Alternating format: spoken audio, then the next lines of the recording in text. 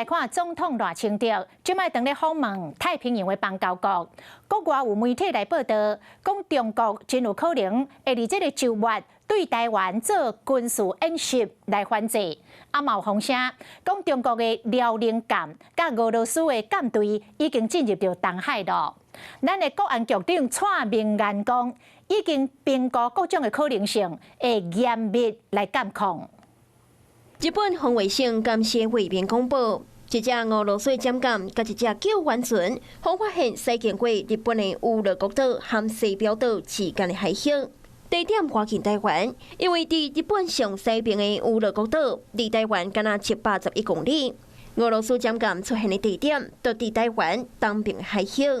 最近中国嘛伫台海附近部署将近40只舰艇，包括东海区型以辽宁号为首航舰的编队。外界估计，俄罗斯军队会上北和中国做回军演。实际上，伫总统赖清德出访了后，就传出中国将会趁机回军演。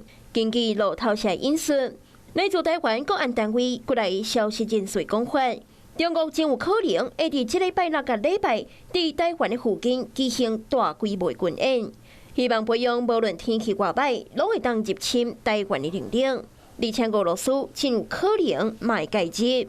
国安局长蔡明言证实，当咧评估各种可能的剧本，所落来这几天卖严密监控强军活动的状况。只要国内有什么大的特殊的案件，他们就会感冒，就会打喷嚏，就会军演。很多的军头司令其实都被他自己的人都被换掉了。我想习近平自己岌岌可危。不断的这一种军事骚扰的行为，其实只会让两岸的关系越来越恶化。对于昨天6点开始，24点钟内，国防部也侦测到15只中共的军机、7只中共的军舰，甲1只中共的公务船，继续伫台海的附近活动。